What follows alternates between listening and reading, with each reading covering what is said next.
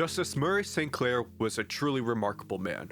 Not only was he Manitoba's first Indigenous judge, he was a Canadian senator and co-commissioner of Manitoba's Aboriginal Justice Inquiry, and he was head of the Pediatric Cardiac Surgery Inquest into the deaths of 12 infants at the Winnipeg Health Science Centre.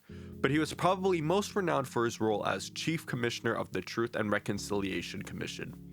Born in Selkirk, Manitoba on January 24, 1951, Sinclair was one of 4 children of Henry and Florence Nemason Sinclair.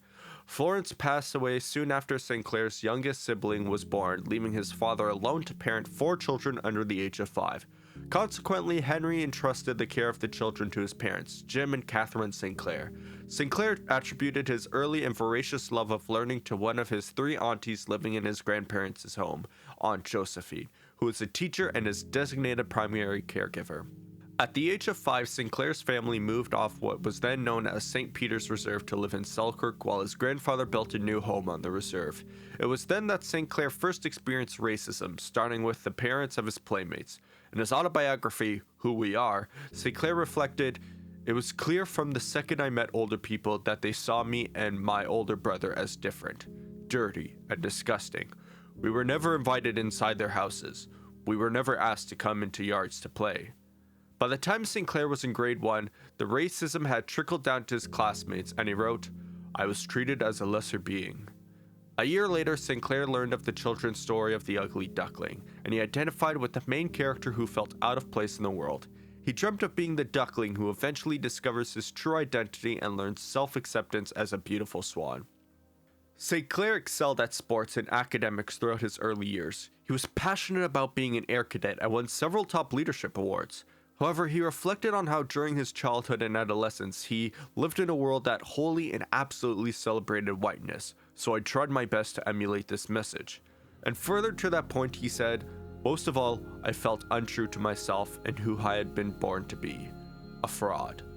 By grade 10, Sinclair was beginning to learn about colonialism around the world and the distorted history of the discovery of Canada. These were the seeds that began to sow his journey of self-exploration and eventual embracing of his Ojibwe identity. Originally destined by his grandmother, who was a devout Catholic, to become a priest, Sinclair decided that he needed to leave the church and study at university to become a teacher. Sinclair's work in advocacy began in his second year at university when his grandfather died and he returned home to support his grandmother. He took on a job at the Selkirk Friendship Center, starting a long career supporting the overarching organization.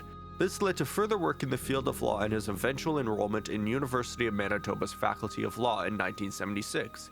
In 1980, he was called to the bar in Manitoba, and still he was met with racist judgment as he worked hard to advocate for the legal rights of Indigenous people. Finally, in 1988, Sinclair became Manitoba's first and Canada's second Indigenous judge, which led to his eventual participation in several judicial inquiries, including his vital role as the chair of the Truth and Reconciliation Commission. Appointed in 2009, he led the commission with strong dedication and commitment, showing a deep sense of responsibility and respect for the task at hand. He knew that for reconciliation to happen, the truth had to be revealed. Justice Sinclair worked tirelessly to document the harsh reality of the residential school system. He collected stories from survivors and made sure their voices were heard and respected, creating a space where their experiences were validated. Sinclair's work was key to giving Indigenous people a voice. He believed that true healing could only begin when the stories of survivors were recognized and understood. He emphasized that and acknowledging these painful experiences was essential to moving forward and understanding the depth of what had happened. Sinclair's approach was focused on education and raising awareness. He believed that understanding the history and impact of residential schools was essential for all Canadians. Under his leadership, the TRC worked to shine a light on the dark chapters of Canada's past, making sure that the public could no longer ignore the abuses and the policies that led to the displacement and cultural erasure of Indigenous communities. One of his greatest contributions was creating the 94 Calls to Action.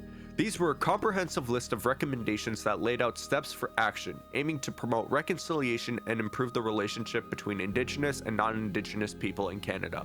These outlined practical steps for change in areas like education, healthcare, justice, and cultural recognition.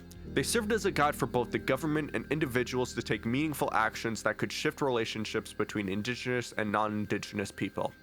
Sinclair made it clear that reconciliation isn't just about saying sorry, it's about taking real action. He showed that understanding the truth was the first step in making real change and building a future where Indigenous communities could thrive.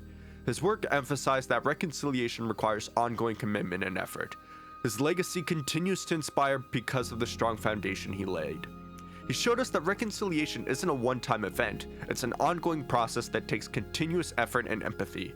Sinclair taught us that meaningful progress starts with understanding, and that acknowledging the past is essential for creating a future where everyone is treated equally and with respect.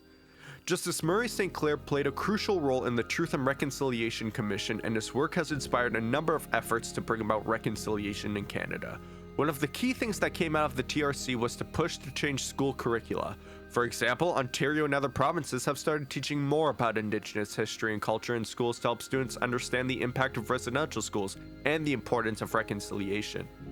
Another important initiative is the National Centre for Truth and Reconciliation, which was set up at the University of Manitoba.